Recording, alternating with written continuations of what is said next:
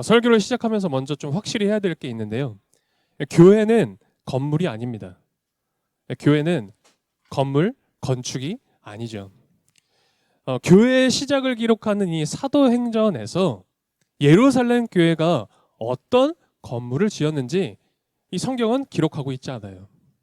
예루살렘 교회가 좋은 위치에서 또 좋은 목에서 그렇게 교회를 시작하고 그리고 몇 평의 공간에서 어떤 인테리어를 해서 교회를 시작했는지 성경은 전혀 관심을 두지 않습니다. 또 교회라는 게 어떤 권력을 유지하고 체제를 유지하기 위한 조직이 아니라는 것도 너무나 분명하죠. 예루살렘 교회는 성도들이 몇 명이 모였는지 또 모여서 어떤 소그룹 활동, 우리 교회로 치면 락모임이죠. 그런 교제를 나눴는지 어떻게 그 교회가 운영되어져 왔는지 전혀 기록에 남겨두지 않고 있습니다. 왜 그럴까? 왜 그럴까요? 교회는 사람이기 때문이죠. 우리가 사도행전을 읽을 때에 어디 교회가 세워졌다라는 그런 기록을 이제 보게 되죠. 그것은 사람이 세워졌다라는 의미입니다. 어느 지역에 교회가 있었다라고 이야기하는 것은 그 지역에 예수를 믿는 사람이 있었다라는 그런 뜻인 거죠. 그래서 우리가 주목해야 될 건 이 예루살렘 교회 그리고 사도행전에 기록된 그 교회가 어떻게 건물이 세워졌는지 어떤 모습으로 그 외형을 갖췄는지 그걸 주목할 게 아니라 어떤 사람들이 모였고 그리고 어떻게 함께 그 사람들이 어우러져 갔었는지를 우리가 주목해야 되는 겁니다. 왜 우리 어느 교회를 가든 그런 얘기 많이 해요. 초대교회를 닮아가야 된다. 이 사도행전에 나오는 초대교회를 닮아야 한다라고 말이에요. 맞습니다. 초대교회를 닮아야 되는데요. 그 닮는다는 것이요. 교회의 외형을 닮는 게 아니라는 거죠. 그 초대교회가 실천했던 믿음의 정신, 그 안에서 사람들이 어떻게 주님께 쓰임 받아 왔는지를 이 말씀을 보면서 그 믿음과 정신을 담는 게 바로 초대교회를 담는 거다라고 생각합니다. 오늘 평화교회는 그런 초대교회의 믿음과 정신을 닮아갈 수 있었으면 좋겠습니다. 곳곳에 흩어져서 복음을 전하는 교회들이 한 사건 때문에 이제 예루살렘으로 모두 모이게 됐습니다. 오늘 이 사도행전 15장 말씀은 그 유명한 예루살렘 공의회가 있는 그 본문 장면입니다. 왜 온 교회가 이제 예루살렘으로 모이게 됐느냐? 이방인이 예수님을 믿는 사건이 벌어졌기 때문이에요. 이방인이 예수님을 나의 구주로 고백하는 일이 벌어졌습니다. 그런데 그냥 믿은 게 아니었어요. 이 이방인들이 유대인들과 함께 생활하기 시작했습니다. 같이 말씀을 교회에서 배우기 시작한 거예요. 도저히 이방인과 어울리지 않았던 유대인들이 이방인과 어울려서 말씀을 보고 같이 기도를 시작한 겁니다. 그리고 심지어 이 유대인들이 이방인을 보고 뭐라고 불러요? 저 사람들도 이제 그리스도인이다. 저 사람들도 예수를 믿는 사람이다 라고 하는 거예요. 그러니까 엄청난 일이 이 당시에 벌어졌던 겁니다. 그래서 예루살렘 공의회의 모든 성도들이 함께 모였습니다. 이제 이런 일이 벌어지고 있다면, 복음이 이렇게 전해지고 있다면 복음의 영역을 어디까지 확장시켜야 되는 건지. 왜 예수님의 마지막 말씀 기억나세요? 우리 지난주 나눴었죠? 예루살렘과 온 유대와 사마리아와 어디까지? 땅끝까지 이르러 내 증인이 되라. 그렇게 하셨던 그 예수님의 말씀이 있잖아요. 그렇다면 그 땅끝이라는 것이 지리적인 의미를 넘어서서 어디까지 땅끝을 우리가 생각해야 되는 건지. 그동안 유대인들은 이방인들은 사람으로 취급하지 않았어요. 더러운 개와 같은 사람들이라고 생각했는데 그런 사람들을 이제 우리가 그리스도인으로 예수를 믿는 같은 구원받은 사람으로 받아들일 수 있는 건지. 그것을 이제 예루살렘 공의회 교회에 모여서 논의를 시작했던 거죠.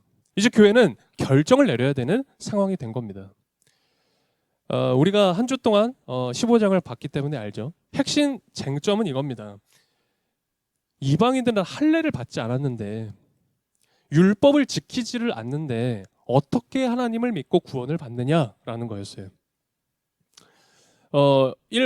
절반의 사람들은 그럴 수 없다고 생각했던 거죠. 율법을 말씀을 지키지 않는데 할례를 받지 않았는데 어떻게 구원받느냐.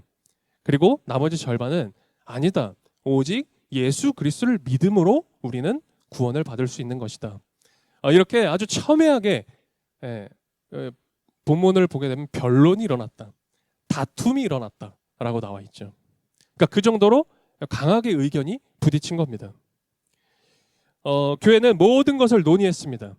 이런 상황, 또 저런 상황, 또 이런 주장들, 모든 것을 논의하고 이제 교회의 지도자였던 베드로는 자신이 겪었던 그 은혜의 사건 하나를 증언하죠. 기억나시죠? 11장에서 우리 고넬료가 세례를 받았습니다. 베드로가 세례를 준 그 사건에 대해서 이야기를 하는 거예요. 그리고 예루살렘 공의회의 첫 초대 총회장이 있습니다. 예수님의 동생 야고보가 이 의장이었거든요. 이 야고보가 이제 의장으로서 선언합니다. 땅 끝의 기준선. 그 땅 끝의 기준선은 이제 율법을 넘어서서 주 예수의 은혜로 확장되었다라는 걸 선언하고 선포하죠. 그래서 이 사도행전 15장에선 이방인의 구원이 승인되고 공인받는 그 장면이 나오는데요. 그 감격스러운 장면 다시 한번 볼까요? 15장 11절에 이렇게 기록되어져 있습니다.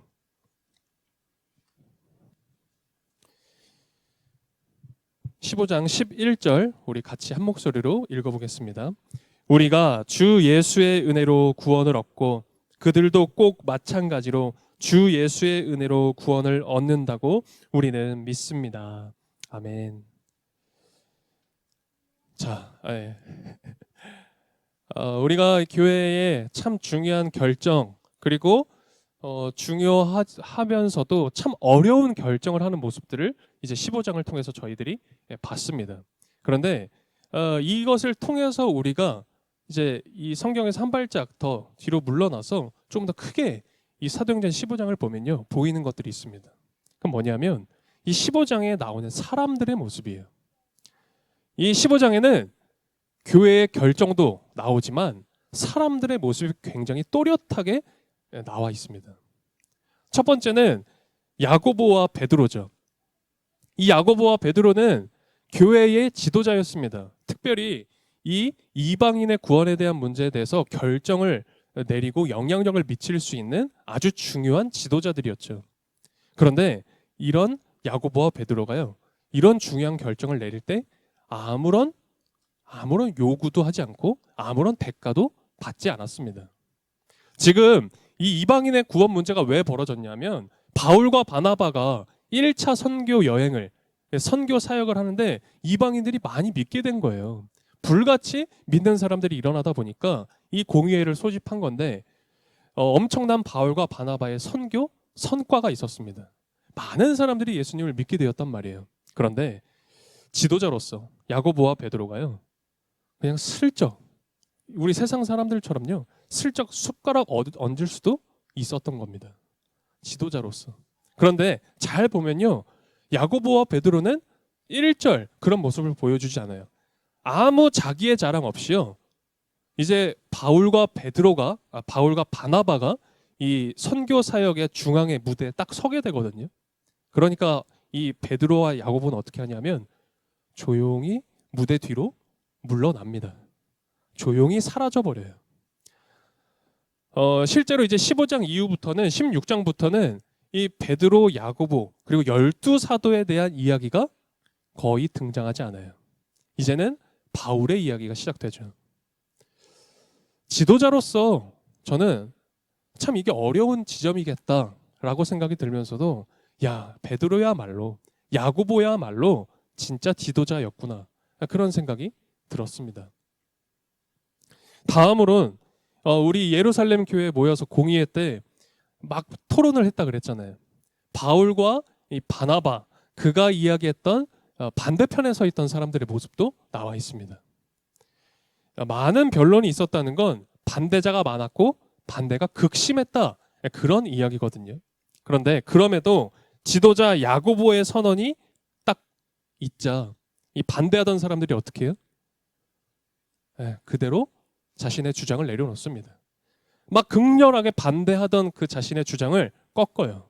그리고 교회의 결정에, 예수님이 함께 하신 그 결정에 100% 따르게 되죠. 사실 이 상황을 우리가 조금만 상상해보고 생각해보면 뭔가 주장이 부딪히는 이 상황에서 사실 딱 이 조직이 둘로 나눠지기가 참 좋은 상황입니다. 특별히 이 교회 안에서 그런 일이 벌어지면요, 거의 딱 이렇게 갈라져지는 상황이 너무나 많아요. 왜냐하면 그냥 단순히 생각 차이라고 생각하지 않고요, 믿음의 차이. 야, 잘못 믿고 있다 저 사람들. 야, 어떻게 이방인이 구원을 받아? 야, 어떻게 이방인 구원 못 받는다고 얘기해? 하나님께서 그러셨어. 이 하나님이 딱 걸리잖아요. 그럼 교회가요, 너무나 쉽게 쪼개져 버립니다. 아, 저 사람은 진짜 내가 그렇게는 안 봤는데, 야, 이거 보니까 저 사람 믿는 사람 아니다. 막 이런 얘기가 막 나오는 거예요, 교회 안에서. 그래서 우리 현대 교회에서도 얼마나 많은 교회가 쪼개집니까? 얼마나 많은 교회가 다툼에, 고소에, 소송에 휘말립니까? 그런데요, 오늘 사도행전의 이 초대교회 예루살렘 교회의 모습을 보게 되면요, 그렇지 않았어요. 극렬히 반대도 했습니다. 토론도 있었습니다. 맞지 않았습니다. 완전히 결이 달랐어요. 그런데 교회의 결정, 그것도 그냥 결정이 아니라 예수님의 말씀에 근거한 결정을 딱 내렸을 때 극렬하게 반대하던 사람도 자신의 주장을 내려놓을 줄 알았습니다. 그리고 보세요. 15장, 16장 이제 어떻게 되나? 이 예루살렘 교회 모든 성도들이 반대하던 그 사람들도 똑같이 뭘 해요? 이방인 선교를 준비합니다. 12사도와 바울과 바나바뿐만 아니라 온 성도가 함께 한 마음이 되어서 그렇게 선교를 준비하는 것이죠. 여러분, 이 모습을 보면 오늘 우리들의 모습, 오늘날 우리 한국교회의 모습이 참 부끄러울 수밖에 없죠. 세 번째는 유다와 실라입니다. 유다와 실라, 계속 이제 앞으로도 계속 등장하는 이름이 되는데요. 이 유다와 실라는 당시 예루살렘 교회에서 가장 신뢰를 받는 인물이었어요. 그런데 이 유다와 실라, 어떻게 보면 교회의 어떤 지도자급으로, 리더급으로 이 선교 사역을 감당하던 그런 목회자들이었던 거죠. 그런데 그렇게 남을 인도하고 복음을 전하던 유다와 실라가 갑자기 바울과 바나바를 따라다니게 됩니다. 그 전까지는 사람들을 이끌던 사람들이었어요, 유다와 실라는. 근데 갑자기 바울과 바나바를 따라다니는 사람이 됐던 거예요. 성경에는 그렇게 자세히 기록되어 있지 않지만 잘 살펴본다면 충분히 알 수 있는데, 유다와 실라는 당시에 하나님께 쓰임받는 초대교회를 세워갔던 거물과 같은 지도자들이었어요. 바울, 바나바 못지않는 사람들. 사실 바울, 바나바보다 더 강한 열정과 비전, 그리고 실력과 능력을 가진 사람이 이 유다와 실라였거든요. 그런데 나의 꿈을 이루고 싶을 그 사람이 갑자기 하루아침에 다른 사람의 소명을 돕는 사람이 됩니다. 그들은 이제 바울과 바나바가 원하는 곳으로 가라 하면요, 이제 유다와 실라는 가야 했어요. 심지어 가라고 한 그곳이요, 다시 돌아오지 못할 그런 아주 위험한 곳이기도 했습니다. 미래가 보장되어 있지 않는 아주 험난한 지역으로 바울과 바나바가 가거든요. 그래서 그들을 따라갑니다. 그런데 그런 이 유다와 실라가 어떻게 합니까? 아, 나도 이게 있는데, 나도 감당해야 될 지점들이 있고 사역이 있는데 못하겠습니다. 그런 말 한마디 하지 않고요, 묵묵히 그 결정과 하나님의 인도하심에 순종하는 모습을 보여주죠. 또 살펴볼 사람들은 바울과 바나바입니다. 바울과 바나바, 우리가 오늘 본문에 읽었듯이 그들은 예수님을 위해서 자기 목숨을 내어놓은 사람들이었어요. 우리가 알죠. 막 돌에 맞아 죽을 뻔하기도 하고 아주 위험한 상황에 처하기도 했다는 것. 근데요, 만일 내 목숨 조금 아까워했으면, 바울이 또 바나바가 이게 내 목숨 좀 아깝다 생각했으면 어떻게 했을까요? 유다와 실라만 보냈을 겁니다. 그 위험한 지역에 유다와 실라, 너네만 좀 일단 갔다 와. 내가 좀 나중에 갈 테니까 일단 먼저 가 있어. 라고 했을 거라고요. 그런데 그렇게 하지 않았어요. 그렇게 할 수 있었는데 바울과 바나바는 그렇게 하지 않고 같이 함께 그 지역으로 갑니다. 자신을 죽일 수 있는 유대인들이 기다리는 곳으로 바울과 바나바 그리고 유다 실라를 데리고 함께 가죠. 그런데 여기서 우리가 잘 살펴볼 게 또 한 가지 뭐냐면 유다와 실라를 이제 데리고 다니는데요. 부하지원을 부리듯이 하지 않았습니다. 바울과 바나바가 유다와 실라를 어떻게 대접하느냐 하면 선지자로 하나님의 뜻을 전하는 자로 세우고 함께 동역합니다. 여러분 이거 쉽지 않은 거 아마 충분히 예상하실 거예요. 여러분 직장에서 여러분 사업하실 때 일할 때 이거 되게 어려운 일입니다. 그런데 바울과 바나바는요. 유다와 실라를 경쟁자로 생각하지 않았던 거예요. 오히려 존귀한 선지자로 그렇게 함께 동역했습니다. 이 모든 건 나를 위해서 한 게 아니거든요. 오직 예수님의 이름을 위해서 한 영혼이라는 그 교회를 세우기 위해서 그들은 자기 목숨을 자신의 이익을 전혀 생각하지 않고 그렇게 나아갈 수 있었던 거예요. 그리고 마지막으로 생각해 볼 사람은 마가입니다. 15장에 보면 마가에 대한 기록이 한 절 나와요. 이 마가는 누구냐? 마가복음을 쓴 저자 마가입니다. 이제 예루살렘 공회가 끝나고 16장에 바울과 바나바가 2차 선교 사역을 나갑니다. 2차 전도 여행이라고 보통 표현하는데요. 근데 이 2차 전도 여행을 떠나려고 하는데 바울과 바나바가 싸워요. 다툽니다. 큰 다툼이 벌어졌어요. 왜냐하면 마가 때문에. 왜냐하면 이 2차로 지금 나가게 되잖아요. 1차가 있었다는 말이잖아요. 1차 전도 여행 때 이 마가가 같이 갔었거든요. 바울과 바나바와 함께. 그런데 너무나 힘들었던 거예요. 말이 선교 여행이지 이거 목숨 걸고 하는 그런 일정이거든요. 그러다 보니까 마가가 겁에 질려서 너무나 무서워서 도망가 버립니다. 그래서 이 일을 두고 바울이 기록하고 있었는데 이제 2차로 선교 사역을 준비하는데 바나바가 다시 마가를 데려가자는 거예요. 그래도 마가에게 기회를 줘야 되는 거 아니냐 이야기하는 거예요. 바울이 그럴 수 없다고 했어요. 나 지금 목숨 걸고 하고 있어. 근데 마가까지 내가 챙길 여력이 없으니 같이 갈 수 없다. 그런 얘기하다가 이제 갈라지게 된 거예요. 그래서 2차 전도 여행부터 어떻게 되냐면 바울과 바나바가 따로 다닙니다.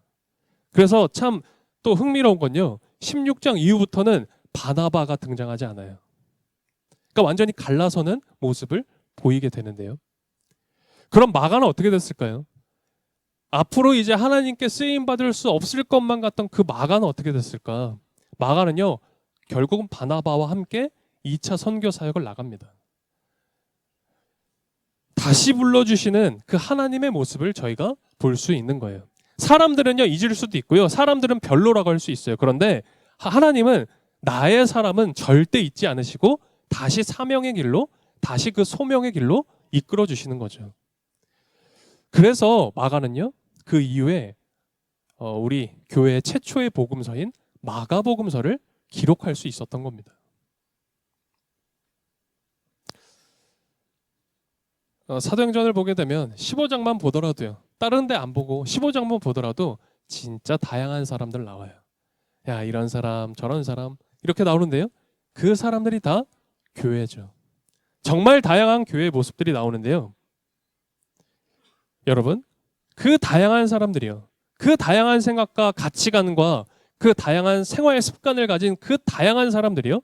말씀 앞에서는 통일성을 가졌다라는 거예요. 예수 그리스도의 이름 앞에서는 딱 하나 통일성을 가지고 있었다는 거예요. 오늘 본문 15장 28절에는 우리라는 이름 앞에 어떤 이름을 붙이고 있어요? 성령이라는 이름을 붙이고 있죠. 우리라는 이름 앞에 성령님을 모시고 살아갔던 사람들이 바로 이 사람들이었던 거예요.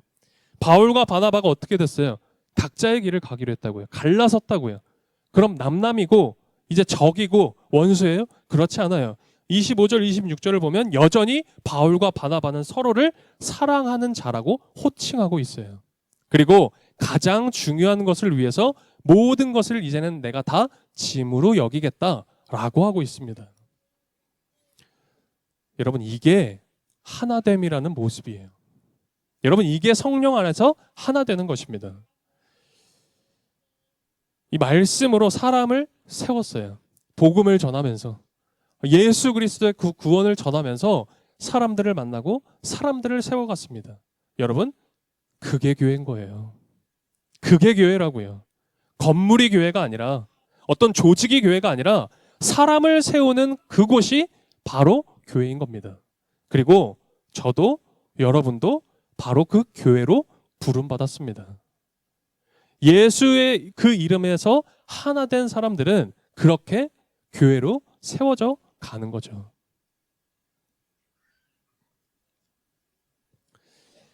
제가 주중에 일본 사람이 쓴 책을 하나 봤는데요. 운을 읽는 변호사라는 책이었어요. 이런 책입니다. 보신 분 계실지 모르겠는데요. 일본에서 이제 활동하시는 변호사가 이 책을 썼습니다. 제목에 맞게 운, 그러니까 행운에 대한 이야기를 이렇게 적어놨더라고요. 이 책에서는 훌륭한 일을 했으나 보상을 받지 못하는 경우가 있다, 이런 얘기를 하면서 굉장히 모순적인 얘기를 해요. 행운이 없어서가 아니다, 이런 얘기를 할 줄 알았거든요, 저는. 근데 그게 아니라 아주 인과응보적인, 인과에 따른 이야기를 막 하는 거예요. 책에 가령 이런 문장들이 있습니다. 이런 얘기예요. 원망하면, 비교하고 다투면, 원한을 사면 운이 달아난다. 또 자기만 잘 되기를 바라는 사람에게는 행운이 돌아가지 않는다. 뭐 이런 얘기들이에요. 눈앞의 이익만 쫓으면 운이 달아난다. 뭐 이런 이야기를 쫙 적어놨더라고요. 그래서 흥미롭게 이렇게 봤습니다. 그런데 이런 이야기를 하면서 자신이 변호사 생활을 하면서 경험했던 몇 가지 사건을 이렇게 소개하는데 그 중에 되게 흥미로운 사건 하나가 있었어요. 오늘 그걸 좀 소개해 드리려고 하는데요. 한 건축 회사에 다니는 한 사람이 회사에서 아주 부당한 결정을 당하고 와서, 그래서 이 회사를 고소하려고 이 변호사를 찾아온 겁니다. 한 사람이. 그래서 이 변호사는 관련 사실을 이제 조사하고 그 소송 준비를 이제 시작한 거죠. 그런데 이 소송을 의뢰한 이 사람이 이걸 하루를 기다리지 못하고 바로 그 다음날 또 단판을 어떻게든 지어보고 싶은 마음에 출근하자마자 사장실에 쳐들어간 거예요. 그러니까 굉장히 이제 혈기가 왕성한 분이셨나 봐요. 그런데 그때 이 소송을 의뢰했던 이 사람이 이 사장실에 딱 들어가니까 사장이 벽을 보고, 자신의 그 어떤 한 벽을 보고 거기 사진이 막 이렇게 붙여져 있는데 거기를 보고 이렇게 인사를 하고 있는 모습을 보게 된 거예요. 사장실에 들어가니까. 그래서 그 모습을 딱 보는 순간 이 의뢰인이 그 방문 목적을 잃어버리고 사장님한테 물어본 거예요. 뭐 하고 계시는 거냐? 도대체 저 사진들은 다 뭐냐? 누구냐? 이렇게 물어보니까 굉장히 쑥스러워하면서 이 사장이 직원들 사진이라고 이야기를 했다는 거예요. 그리고 이렇게 얘기를 했대요. 여러분 덕분에 회사를 운영할 수 있습니다. 고맙습니다. 부디 모두 행복해지기를 바랍니다. 좋은 일이 있기를 바랍니다. 라고 들어온 그 사람한테 이제 그렇게 얘기를 했다는 거예요. 저 이제 읽는데 되게 일본스럽다. 우리나라랑 좀 다르네, 이런 생각도 들었는데요. 이 의뢰인이 맥이 풀렸대요. 그래서 사장실을 나와서 비서실도 이렇게 물어보기도 하고 다른 주변 사람들한테도 알아봤대요. 도대체 이 사장이 어떤 사람인지. 그러니까 실제로 매일매일 그렇게 사진을 보고 그렇게 뭔가 우리로 치면 기도를 해준 거죠. 그리고 아픈 가족들, 그러니까 이제 회사 그 사람들 중에, 직원들 중에 아픈 가족들이 있으면 직접 병문안을 갈 정도로 사원들을 잘 보살피는 그런 사장님이다라는 이야기를 들었던 거예요. 그래서 이 의뢰인이 이 사장의 진 면목을 보고 내가 불만을 갖는 게 맞을까? 그러다가 불만이 사라지고 소송을 취하한 그런 한 사건, 그런 사건을 그 책이 이제 전하고 있더라고요. 그래서 저도 뭐 이렇게 읽으면서 뭐 드라마 같은 일이다, 그런 생각을 했는데요. 이 책을 쓴 저자는요, 행운에 대해서 이렇게 표현을 하기도 해요. 은혜다. 행운을 은혜다라고 표현하기도 하고요. 특별히 더 제 마음에 와닿았던 표현은 덕분에라고 이야기를 하더라고요. 행운을 덕분에라고 그렇게 바꿔서 이야기를 하는 거예요. 저자는 이렇게 얘기합니다. 우리는 덕분에 살아가는 존재다라고. 그 진실을 알게 되면 내게 사소한 피해를 입었다고 해서 너도 한번 당해봐라 라는 식으로 싸우려는 마음이 들지는 않을 거다. 뭐 그런 식으로 이 저자는 이야기를 당부해요. 오늘 우리가 사도행전 말씀을 읽고 있습니다. 사도행전의 예루살렘 공의, 구원에 대한 그 문제에 대해서 이야기를 나누고 있죠. 그런데 이 이야기를 우리가 쭉 보게 되면 어떤 걸 읽게 되죠? 사실 그 방금 소개해드린 그 책 내용에 비추어서 말씀드리면 덕분에 라고 하는 그 마음, 사도행전 예루살렘 교회 사람들도요 똑같았던 거예요. 그래, 내가 덕분에 살아가고 있지. 하나님 덕분에 살아가고 있지. 그래, 내가 내 곁에 있는 이 사람들 덕분에 살아가고 있지. 그런 선이 순환하는 그 마음을 사실 우리는 오늘 본문을 통해서 읽어낼 수 있는 거죠. 우리 그리스도인들이 다 같은 마음이면 좋겠지만요, 그렇지 않은 경우가 더 많죠. 제가 예전에 언제 한번 말씀드렸죠. 제 마음과 여러분 마음이 다 다르지 않냐. 또 여러분 다 스스로의 마음이 다른 사람과 다르지 않느냐. 맞아요. 다릅니다. 그런데도 불구하고 예수 그리스도의 그 이름 앞에서 우리가 다 아구가 맞아 떨어지는 그런 톱니처럼 다 맞물려서, 서로가 맞물려서 돌아가는 톱니처럼 돌아가는 그 교회의 공동체의 모습이 오늘 사도행전의 모습이고, 그리고 오늘 여러분과 저의 모습이어야 한다라는 걸 전하고 있는 건 아닐까, 그런 생각을 해봤습니다. 수치 계산을 미래로 유보하는 거예요. 세상은 그렇지 않죠. 수치 계산을 다 어떻게 해요? 미리미리 다 계산해 놓고 딱 들이밀잖아요. 그런데 교회는요, 그 계산을 전혀 생각하지 않고 오히려 미래로 다 유보합니다. 그리고 어떻게 해요? 주님께서 인도해 주실 것이다. 주님께서 다 갚아주시고 함께 하실 것이다 라고 믿죠. 이 초대교회의 믿음과 정신이 오늘 우리들에게도 필요한 것 아닐까. 저는 오늘 말씀을 준비하면서 한 가지를 더 생각해 봤습니다. 혹 우리가 뭔가를 바라서가 아니라, 저 사람을 내가 이번 주일에 가면 좀 환대해주고 환영해줘야겠다. 왜인지 모르겠지만 저 사람을 위해서 내가 주중에 좀 기도해야겠다라는 마음이 혹시라도 들었다면, 저 사람이 어떤 일이 있는데 내가 좀 도와줘야겠다. 작더라도, 그리고 별것 아니더라도 손길 한번 내밀고 작은 말 한마디 건네볼 수 있었으면 좋겠다. 그렇게 한번 해봐야지 라는 마음이 들었다면, 저는요 그것이 분명 성령님이 나에게 주신 마음이라고 생각합니다.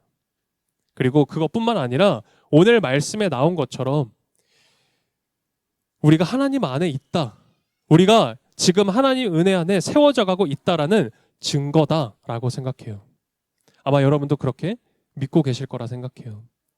여러분 마음에 그 증거가 있으십니까? 혹시 그 마음의 증거를 가지고 계십니까? 여러분 그러면 이제 그 증거를 사용하세요. 그래서 여러분도 땅 끝으로 나아가셔서 증인이 되셔야 합니다. 오늘 이 말씀을 보면서 저는 소망하고 또 기뻐하기도 하고 그리고 기도했습니다. 이 사도행전에서 일어난 놀라운 교회의 역사, 놀라운 소망의 일들이 오늘 우리들에게도 일어나기를, 그런 일들이 많아지기를 소망했습니다. 뿐만 아니라 우리가 덕분에 라는 마음을 가졌으면 좋겠다 생각했어요. 우리가 하나님 덕분에, 그리고 지금 내 곁에 있는 이들 덕분에 내가 살아가고 있다라는 그런 영적인 사랑의 부채감을 가지고 감격하고, 그리고 그것을 깨닫고 뿐만 아니라 내 곁으로, 그리고 복음을 전하는 교회를 세워나가는 그런 오늘 평화교회가 되었으면 좋겠다, 그렇게 간절히 소망하며 이 자리에 나왔습니다. 오늘 이 사도행전 15장 말씀을 여러분과 제가 마음 가운데 모시고 이번 한 주 복음을 전하고 교회를 세워나갈 수 있는 그런 교회 되었으면 좋겠습니다. 오늘 말씀 기억하며 함께 기도드리겠습니다.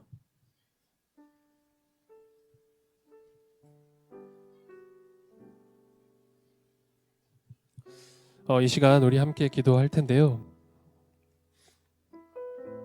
제가 교회에 대한 이야기를 드리고 또 사도행전의 교회가 세워져 가는 모습을 보며 오늘 우리가 어떻게 세워져 가야 할지, 우리의 가정과 일터가, 우리 교회 공동체가, 그리고 나라는 이 교회가, 내 곁에 있는 이 교회들이 어떻게 세워져 가야 할지를 잠시 살펴봤습니다.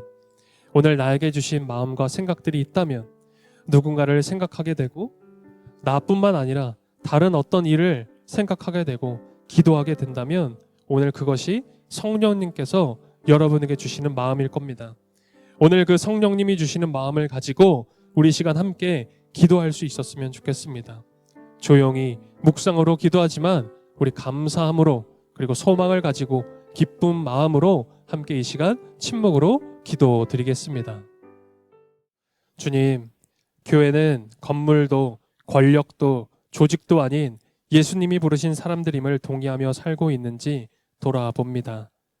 결정권과 선의를 대가 삼지 않고 성심껏 베풀었던 베드로와 야고보, 말씀 앞에서 자기 주장을 꺾고 하나됨을 지켰던 사람들, 자신의 꿈을 이룰 수도 있던 삶에서 타인의 소명의 조력자가 되었던 유다와 실라, 그리스도를 위해 다시 사지로 돌아갔던 바울과 바나바, 그리고 영원히 실패자로 살 줄 알았지만 다시 부름받은 마가.